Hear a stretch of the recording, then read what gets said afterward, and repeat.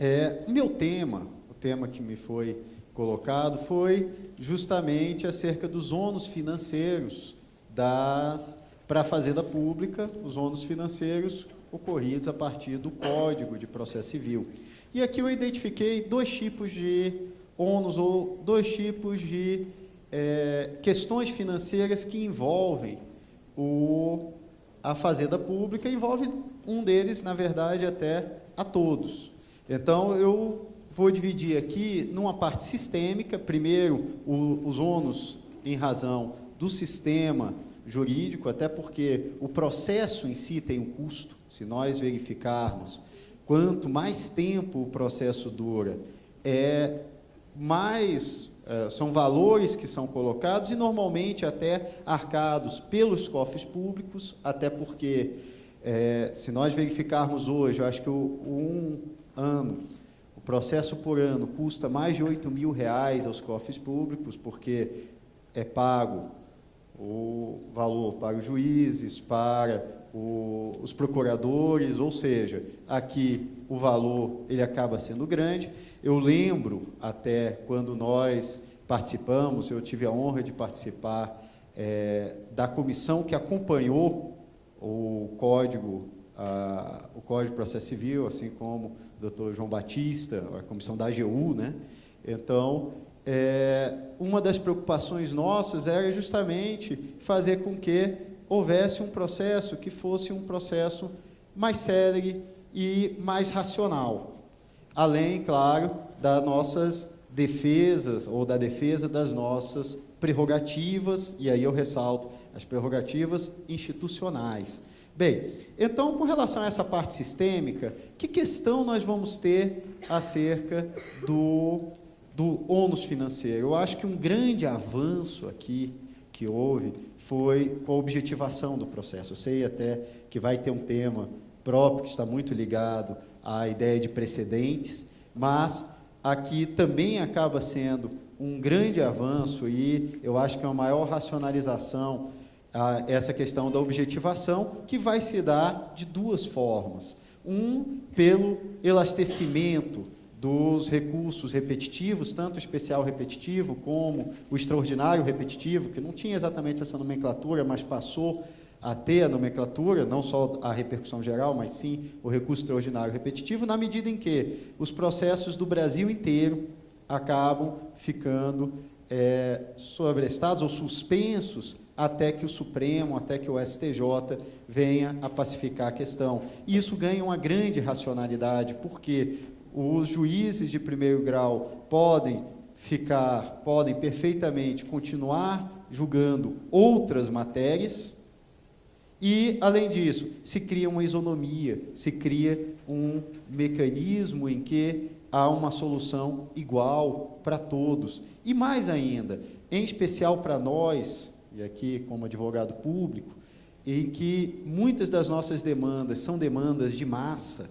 ou seja, na realidade, quando se fala da União, quando se fala de alguns que litigam, na realidade, um processo, na verdade, não significa um processo, vão ser milhões, milhares ou milhões de processos que acabam envolvendo aquilo dali.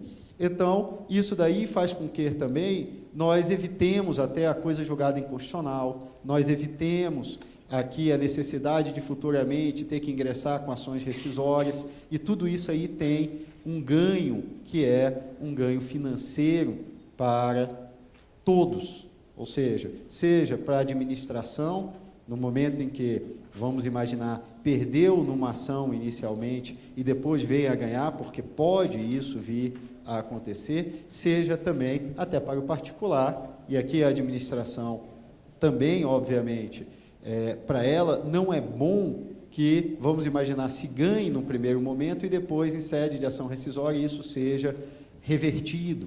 Então, aqui nós temos essa questão da objetivação como sendo um grande ganho, pelo menos, ao meu ver, em termos de ônus financeiros, ou melhor, que simplesmente esse ônus financeiro acaba sendo menor por conta da racionalidade. E isso é repetido também no IRDR, no incidente de resolução de demandas repetitivas, que está previsto também no Código, né? Então, se nós pegarmos o artigo 976 seguinte do Código de Processo Civil, ele expressamente prevê esse incidente de resolução de demandas repetitivas e fazendo parte dessa objetivação do processo. E, juntamente com essa objetivação, claro, vem a questão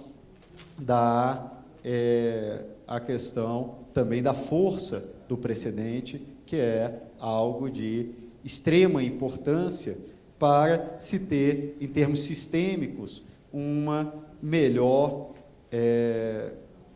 tratamento, e aqui com reflexos e ônus financeiros também para a fazenda pública. Então, essa objetivação do processo, e em especial a fórmula como foi feita essa objetivação do processo no âmbito do Código de Processo Civil, se nós verificarmos o caminhar do Código de Processo Civil, inicialmente se buscou, isso se nós pegarmos até o anteprojeto, a ideia era pegar o modelo do Mister Verfahren alemão, ou seja, pegar um processo modelo e não um processo piloto. O que nós tivemos um problema aqui, que foi justamente o fato de que aqui no Brasil nós sempre, em termos recursais, e isso está na nossa Constituição da República, tanto no artigo 102, inciso 3º, como no artigo 105, inciso 3º, para que haja a possibilidade do especial, do extraordinário, há necessidade de ter uma causa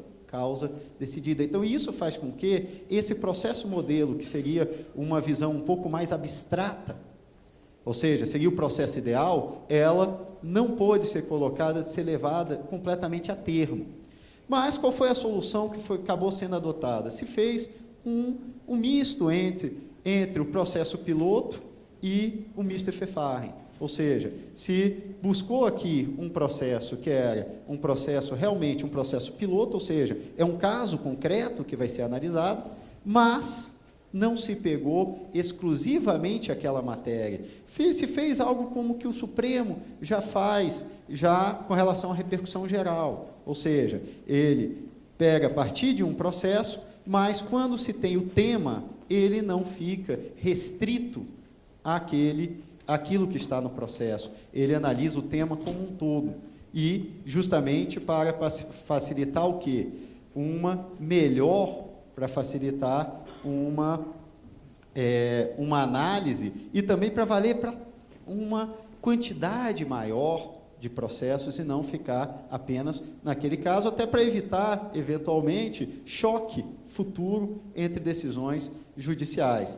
Então, aqui, essa objetivação, ela acabou, e da forma como foi feita, juntando essa noção do Pilot Verfahren com o Mister Verfahren, acabou fazendo com que haja aqui um efeito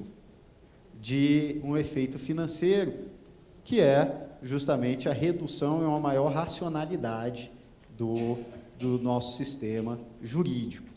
Então, em termos sistêmicos, eu acredito que o grande avanço do Código de Processo Civil, e com relação a essa questão do ônus financeiro, é justamente essa maior racionalidade.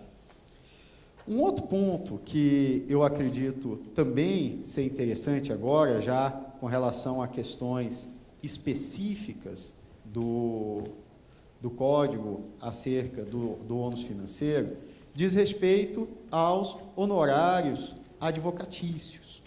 Aqui, obviamente, nós temos uma discussão acerca da titularidade dos honorários advocatícios, até porque o artigo 20 do Código de Processo Civil antigo, ele falava que a titularidade dos honorários advocatícios era da parte. Se nós pegarmos o artigo 20, aí fala: o vencido pagará ao vencedor os honorários de sucumbência, que foi modificado com o passar do tempo, a partir, inclusive, da Lei 8.906, o Estatuto da OAB, e já reconhecido, inclusive, constitucional pelo Supremo Tribunal Federal, foi colocado como pertencente ao advogado. O novo Código, no caput do artigo 85, ele fala expressamente que os honorários pertencem ao advogado. Coloca à disposição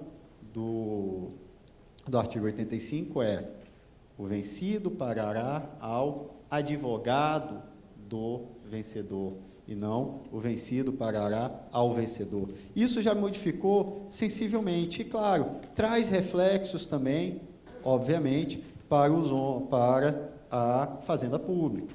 É claro que depois nós vamos ver até a questão do parágrafo 19 desse dispositivo. Mas, de qualquer sorte, nós temos aqui que a titularidade é do advogado. De outro lado, nós vamos ter um outro ponto que é extremamente relevante, que é o tratamento da Fazenda Pública. Por quê? As causas que envolvem a Fazenda Pública não são causas que simplesmente são cotidianas. Eu vou dar até um exemplo. Exatamente na data em que o Senado Federal estava a analisar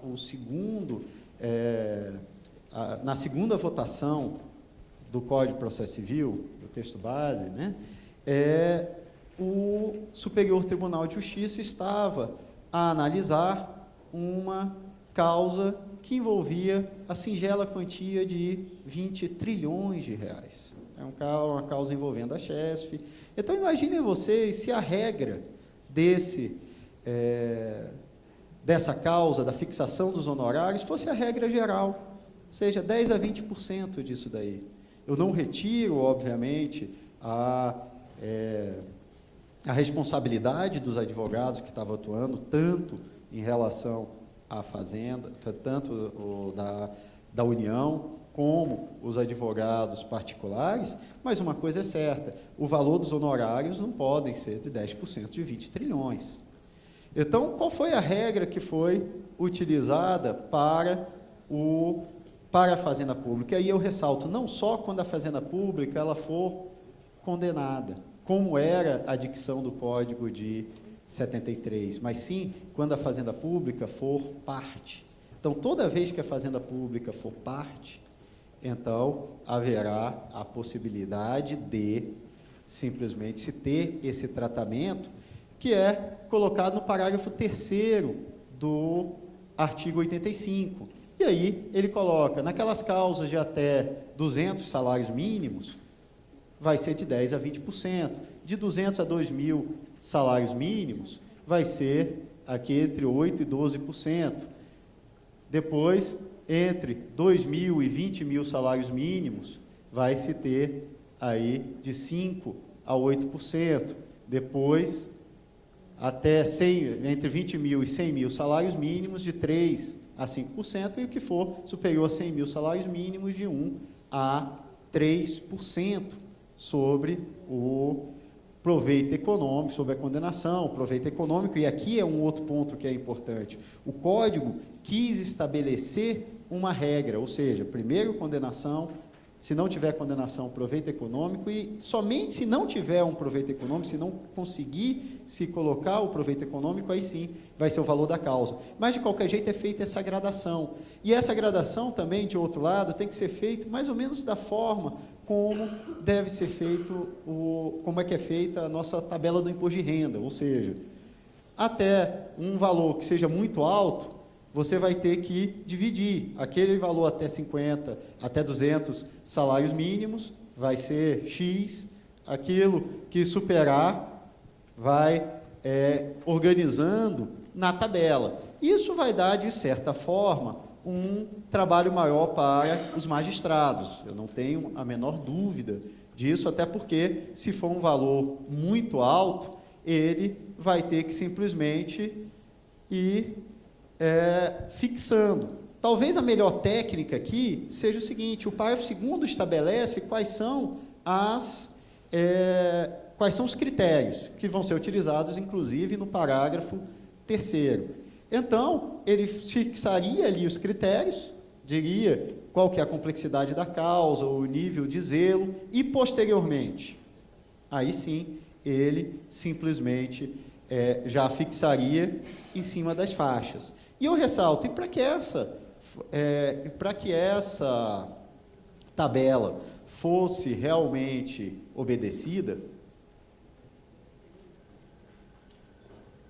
é necessário e aí está a constante do código também, que o valor seja líquido, ou seja, há necessidade de liquidez, no caso da condenação, para se aplicar os honorários contra, ou nessas causas em que a Fazenda Pública, ela é parte. Isso porque, se não for líquido, qual vai ser a consequência?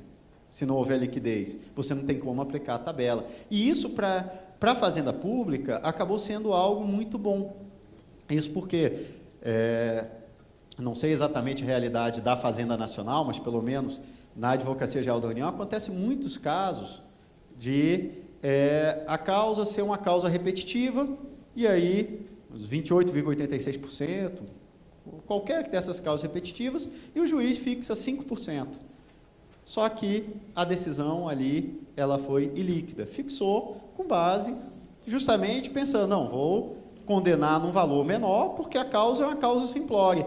Mas vai ver ali, envolveu um sindicato, e ali era alguns milhões de reais para essa, ou às vezes até bilhões de reais, para a título de honorários advocatícios, para uma causa que é simplória. Então, a ideia central, qual foi? Fazer com que haja a liquidez, e, uma vez sendo líquida a decisão, aí se fixa os honorários. Então, pode haver, eventualmente, até condenação sem ter fixação de honorários, para se tenha essa fixação no momento posterior, no momento da liquidação da sentença. Até porque, para aplicar essa tabela que foi colocada, há necessidade, sim, há necessidade de que a decisão, a decisão seja líquida, porque se for líquida, você não tem nem como colocar os parâmetros que são estabelecidos.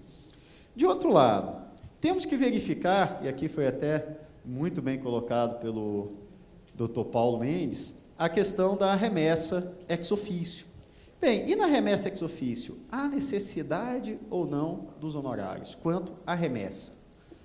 Aqui seria, eu acho que até pela lógica, seria inviável os honorários na remessa ex officio. Isso por quê? A parte tem que ter dado causa. Se a parte não deu causa, se a parte não interpôs o recurso, se a Fazenda não interpôs o recurso, se isso foi decorrência de lei, se for aplicada aqui a remessa, na remessa, forem aplicados na remessa os honorários recursais, então, qual vai ser a consequência lógica disso? Automaticamente, naquelas causas em que a Fazenda Pública tiver a prerrogativa de remessa ex officio, os honorários já serão mais altos do que naquela que não tem, do que naquela outra, e, principalmente, a Fazenda Pública sequer vai poder abrir mão disso.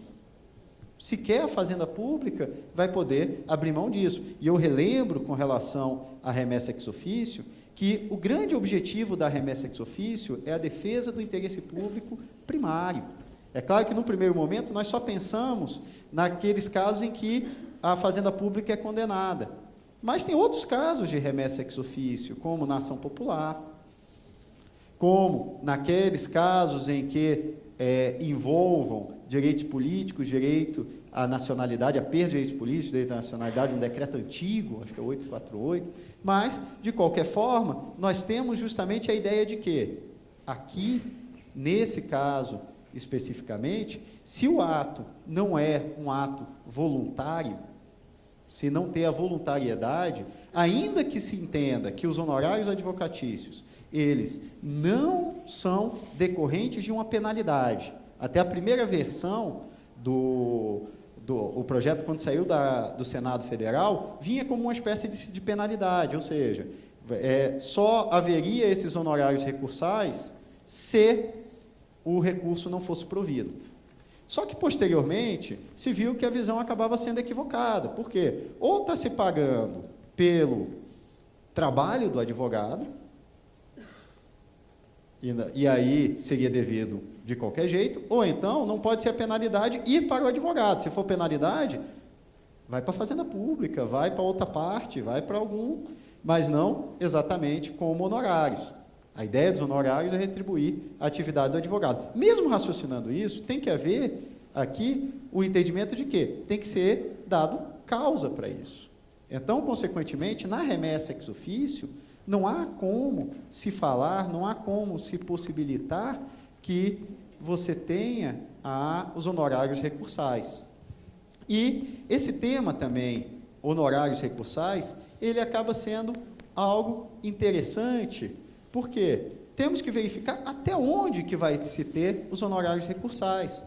Por quê? Dentro do recurso, você vai ter, por exemplo, do agravo de instrumento. É razoável que se tenha honorários recursais em agravo de instrumento? Provavelmente, na maior parte dos casos, não. Se for da tutela provisória, não. Se for do incidente de consideração de personalidade jurídica, também não. Talvez o único caso que possibilite seja do inciso 2º do artigo 1015, que é aquele que fala do julgamento parcial de mérito. Quando houver o julgamento de mérito, e, claro, se o julgamento é parcial de mérito, o recurso cabível é o agravo de instrumento, e não a apelação, disposição expressa, e não poderia ser diferente. Então, nesse caso, até seria razoável se colocar uns honorários para essa causa. Como, aqui, como até seria questionável se era possível ou não a remessa ex officio para esse caso também, porque, às vezes, essa questão parcial, ela é muito maior do que o próprio final. Se a ideia é preservar o interesse público, talvez seja até o caso de se ter a remessa ex officio nessa hipótese. Mas aí é uma outra discussão. O ponto é, quanto aos honorários? Nesse caso, seria até razoável, mas não seria nos demais casos. Da mesma forma, alguns recursos, como embargos de declaração, que é um recurso integrativo por natureza, os honorários recursais não devem se prestar para esse recurso que é integrativo. Então, não tem lógica se colocar no recurso integrativo, nesse embargo de declaração, os honorários também recursais. Como também o agravo interno. O agravo interno, que serve justamente para levar ao colegiado uma matéria que foi decidida monocraticamente, que foi decidida de forma unipessoal, não tem porquê se aumentar, se incrementar aqui o valor dos honorários. Agora, aqueles que mudam de instância, sim. E aqui, qual a disciplina do código? Pode se incrementar. Até que limite? Até o limite máximo estabelecido para os honorários. Então, regra geral, os honorários estão entre 10% e 20%. Para a fazenda, ou quando a fazenda pública é parte, tem aquela tabela. De tal forma que, ainda que tenha o incremento da tabela, ainda que tenha incremento do valor dos honorários, esses não podem jamais ultrapassar o valor máximo a ser fixado para os honorários advocatícios. Ou seja, na maioria das causas, vamos imaginar, o juiz fixou em 10%. Teve recurso? Pode ser aumentado para 12%, para 15%, e até eu ressalto, não há necessidade de se aumentar, ou seja, se dobrar os honorários que são fixados. Ou seja, é apenas um aumento e em cima até daquilo que foi colocado para o recurso. Ou seja, o zelo, não aqui da parte inicial, mas sim o zelo que teve com o recurso. A complexidade da causa não vai mudar.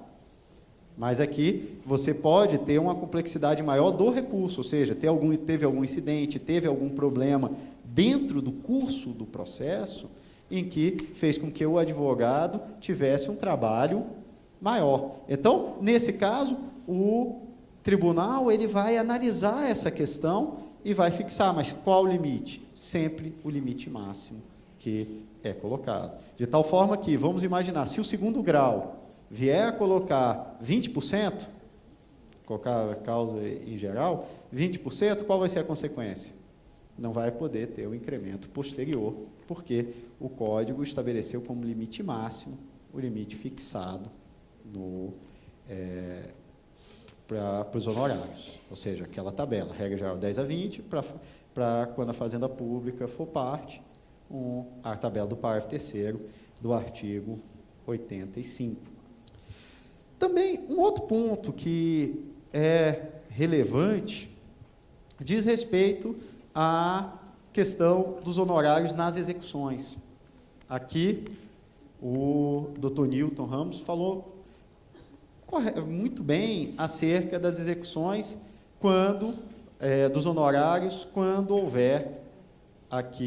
não houver embargos ou impugnação da Fazenda.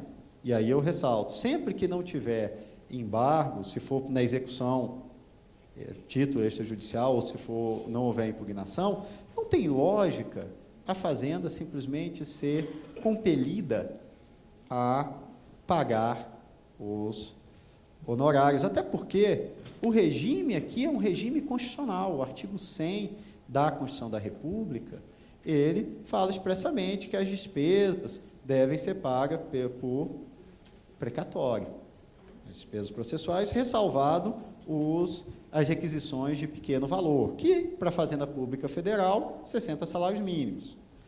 Para a estadual, depende da lei estadual, mas se não tiver lei estadual é 40 e para os municípios 30. Se não tiver lei do município, é claro que aqui você tem a questão do pacto federativo. Aqui, obviamente, não poderia uma lei federal dizer o que seria o pequeno valor para o município, sei lá, de Codó, no Maranhão. Então, nesse caso, qual foi a construção feita? E eu acho que, nesse aspecto, a jurisprudência do Supremo permanece inalterada com o novo Código de Processo Civil. Até porque, se vocês pegarem, teve o recurso extraordinário 599.903, da relatoria da ministra Carmen Lúcia, foi do plenário do Supremo Tribunal Federal, e nele se entendeu o seguinte: se estiver sob o regime de precatório, não pode ter condenação em honorários na execução não embargada. É claro, sob a égide do Código Antigo, não embargada, mas aqui lê-se não impugnada. Porém, se tiver a necessidade de precatório. Se não tiver a necessidade de precatório, aqui o Supremo estabeleceu pela possibilidade. E aqui abre um problema que nós, advogados públicos, temos que trabalhar e pensar, que naquelas questões em que vai decorrer um RPV, hoje já se aceita uma espécie de execução invertida, ou seja, nós simplesmente ingressamos e dizemos, queremos pagar. Isso acontece muito, acho que aqui na Fazenda Nacional, pelo menos pelo que eu sei, e no INSS, porque no INSS todas as causas são pequenas, ou a maioria das causas não tem um valor tão alto, e aí se busca essa execução invertida, ou seja, se busca já pagar esse valor. Tanto que o parágrafo 7º do artigo 85, ele deixa de uma maneira bem clara que tudo aquilo que for submetido ao regime de precatório e não for impugnado, é claro, não deve ser devido, e não vai ser devido, ou não vão ser devidos os honorários advocatícios. Bem, além disso, temos também que verificar as demais despesas e perícias. Aqui eu tenho mais 2 pontos só para tratar, antes de terminar meu tempo, que já está quase terminando. Então, as despesas e as perícias. Com relação às despesas, aqui o artigo 91 é bem claro, que vão ser pagas, se for da Fazenda Pública, vai ser pago ao final. E com relação à perícia, aqui também o artigo 91 fala isso, porém abre uma exceção, qual seja, se houver dotação orçamentária, com relação à perícia, com relação ao valor da perícia, há a possibilidade de se adiantar. É claro, se pagar, se adiantar aquilo que normalmente é adiantado, às vezes metade do valor, ou aquilo que se tiver dotação orçamentária. Ou seja, com relação às despesas, no geral, pagas ao final. Com relação às perícias, essas também vão ser pagas ao final, entretanto, se houver dotação orçamentária, a Fazenda vai poder já pagar, já realizar o adiantamento desse valor da perícia. E, para terminar, ainda com relação a esse ônus financeiro, nós temos a questão de eventuais multas que são colocadas no âmbito recursal. Isso aqui eu cito o artigo 1021 do Código de Processo Civil, que ele fala expressamente da multa, no caso do agravo interno, o parágrafo, num dos parágrafos fala da multa do agravo interno, como também o artigo 1026, que trata da multa no caso dos embargos de declaração. Então, nesse caso, havia uma divergência entre o STJ e o Supremo Tribunal Federal acerca de qual vai ser, se a Fazenda teria ou não, se a Fazenda Pública teria ou não que adiantar esse valor para interpor outro recurso. O posicionamento do Superior Tribunal de Justiça foi no sentido de que não há necessidade de a Fazenda Pública adiantar esse valor para poder interpor os demais recursos, até porque, de fato, imaginem, qualquer advogado público, como é que vai fazer para pagar muitas vezes? Muitas vezes até o procedimento seria um procedimento complicado para se fazer isso. E, ainda mais considerando que, ao final, a Fazenda Pública vai poder pagar sem maiores transtornos. Entretanto, o posicionamento até então de alguns julgados do Supremo é no sentido de que, pelo menos em agravo interno, em agravo regimental, teria que depositar antecipadamente. O Código, tanto no artigo 1021 como no artigo 1026, resolveu essa questão, dizendo, se for a Fazenda Pública que tiver sido condenada por recurso eventualmente procrastinatório, ou procrastinatório na visão do julgador, então, esse valor será pago ao final, não vai ser pago antecipadamente. Então, isso já resolveu um problema que muitas vezes era traumático para a advocacia pública como um todo. Bem, com essas considerações, até porque eu tenho que privilegiar a duração razoável da palestra, então, que é um princípio que tem que ser constitucional, né? Então, eu me coloco à disposição e agradeço muito a atenção de vocês e o convite, mais uma vez. Muito obrigado.